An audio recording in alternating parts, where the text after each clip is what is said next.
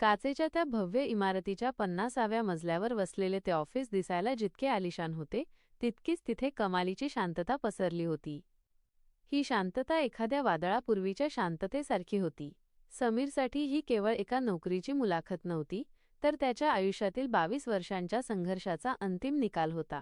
हातातील फाईल घट्ट पकडून तो बाहेरच्या बाकावर बसला होता. आतून एक एक उमेदवार बाहेर येत होता. कोणाच्या चेहऱ्यावर निराशा होती तर कोणाचे डोळे रडवेले झाले होते.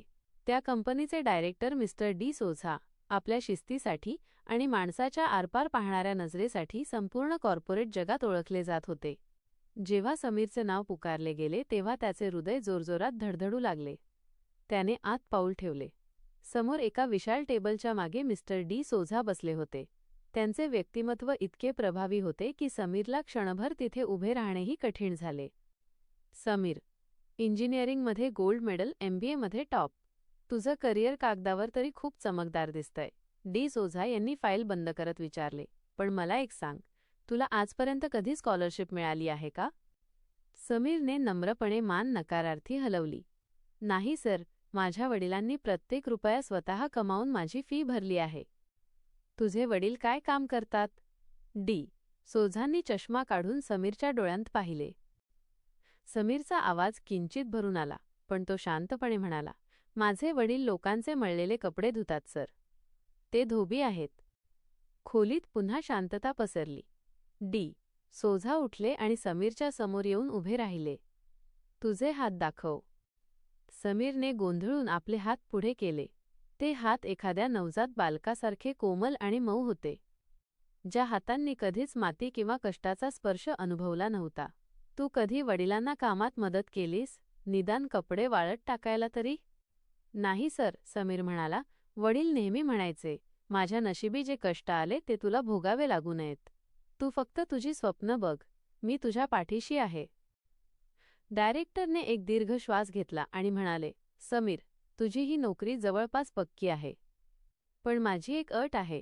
आज घरी गेल्यावर तू तुझ्या वडिलांचे हात स्वच्छ धुवायचे आणि उद्या मला भेटायला यायचे. समीरला हे काम खूपच किरकोळ वाटले. तो उत्साहात घरी पोचला. वडील कामावरून परतले होते. थंडीचे दिवस असूनही ते घामाने ओलेचिंब झाले होते.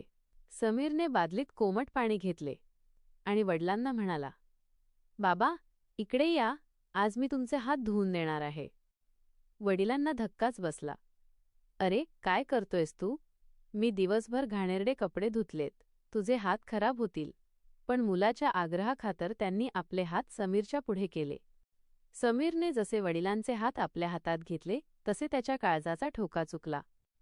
ते हात नव्हते तर जणू कोरड्या पडलेल्या जमिनीच्या भेगा होत्या.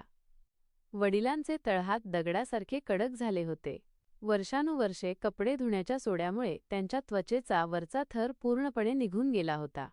समीरने हळुवारपणे पाणी टाकून हात चोळायला सुरुवात केली. पाण्याचा थेंब एका खोल भेगेत जाताच वडिलांच्या चेहऱ्यावर वेदनेची एक कळ उमटली. त्यांनी पटकन आपला हात मागे ओढण्याचा प्रयत्न केला, पण समीरने तो घट्ट धरून ठेवला. समीरच्या डोळ्यांतून आता अश्रूंच्या धारा वाहू लागल्या होत्या. त्याला आठवले, जेव्हा तो लहान होता तेव्हा वडिलांनी त्याला खांद्यावर बसवून जत्रेला नेले होते. तेव्हा हेच हात किती मऊ वाटायचे.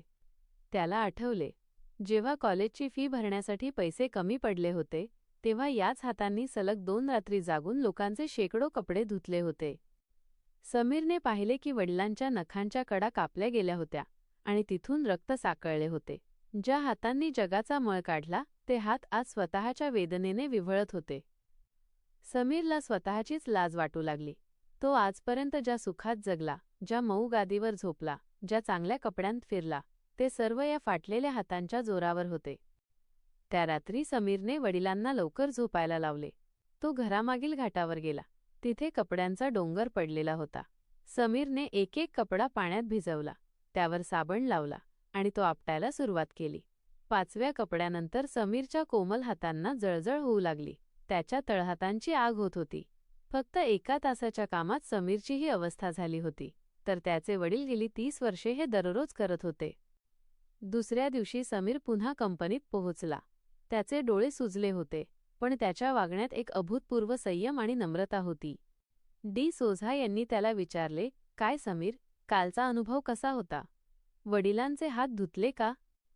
समीरने खाली वाकून डी सोझा यांचे पाय शिवले आणि म्हणाला, सर, काल मला फक्त नोकरीची किंमत नाही, तर माझ्या वडिलांच्या जगण्याची किंमत समजली. ज्या पदव्यांचा मला अभिमान होता, त्या प्रत्यक्षात माझ्या वडिलांच्या जखमांवर उभ्या आहेत.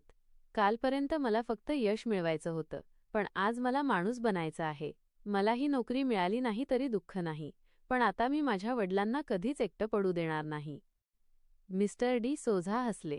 त्यांनी समीरला जवळ घेतले आणि म्हणाले, समीर, याच गुणाची मला शोध होती.